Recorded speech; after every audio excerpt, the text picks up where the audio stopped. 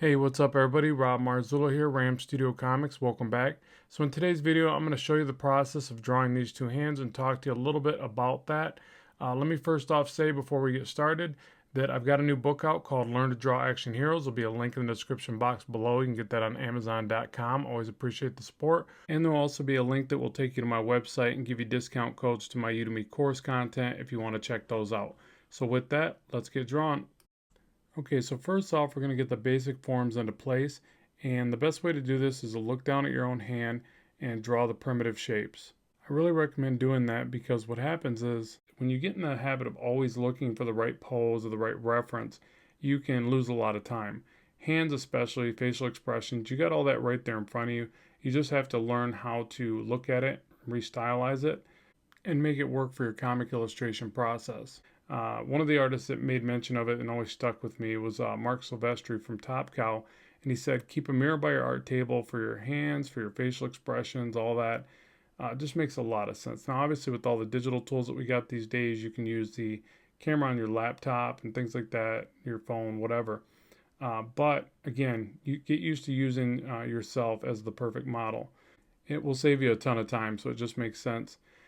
So with this particular hand, I'm trying to make it look a bit more eerie. I was kind of thinking like a zombie reaching out of the ground, getting ready to, grab your ankle as you walk through the cemetery. I don't know. But anyways, I always think of the narrative as I'm drawing something, and that's kind of what I was picturing here, minus all the, creepy textures with like worms coming out of it and rotting flesh and all that fun stuff. But what I'm trying to do is add a bit more segmentation with the shadows. So I add in that layer that's kind of blue lined just for a visual reference, and then I start to shade over top.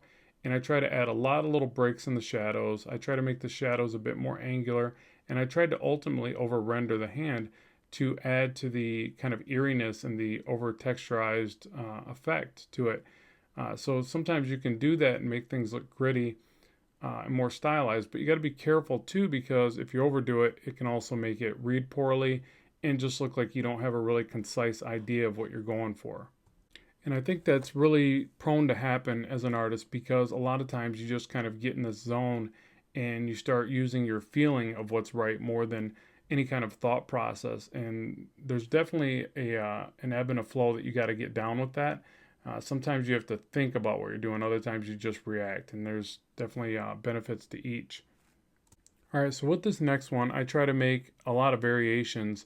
Everything from the shape of the hand and the nails being different to the pose, obviously, but you'll see even with the shading and the rendering, I try to make it all a bit different. Now, the reason for this is it allows me to really experiment and get the most out of my studies, to really see what style choices might be the best and what might give me the look that I'm after.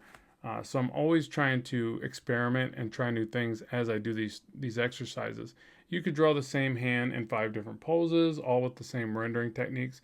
And I think that's fine if you're really happy with that style and that's what you're looking to do, especially if you're warming up for that particular book and that's what you're after.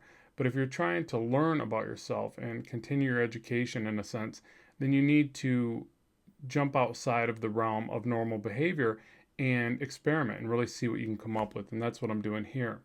So in this one, I even staged the work more deliberately. I drew the rough sketch and the rework first.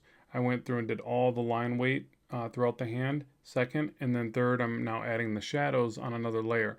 So again, that deliberate staging of the work helped me to be a little bit more focused on what I was doing versus just kind of pinballing around.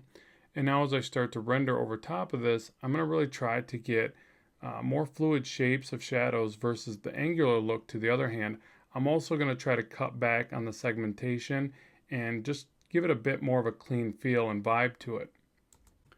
So now as I apply these shadows, I'm trying to figure out the shapes that I might see, trying to really keep in mind where the light source would hit and where it wouldn't. Now, keep in mind, it's probably not perfect by any means. If I wanted this to be even more correct or have a little bit more of a realism type feel, I could have took it a step further and placed a bright light source under my hand into a somewhat dark room or lowly lit room and taken photos that way. I really recommend doing that if you have the time and you really want to study even to a more detailed degree than what you see here. But there is a lot to be said for just using your imagination and trying to come up with something that looks cool.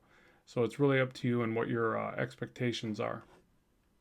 So now as I add my line rendering, I'm really trying to keep the lines more concise and abrupt and not just put them all over the place, like I did in the first hand. The first hand I was thinking a lot more about texture, and in this one I'm trying to keep it pretty clean looking.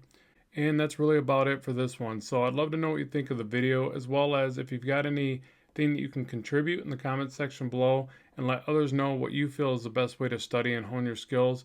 It's always fun to compare notes. So with that, keep drawing, keep having fun, and I will talk to you soon.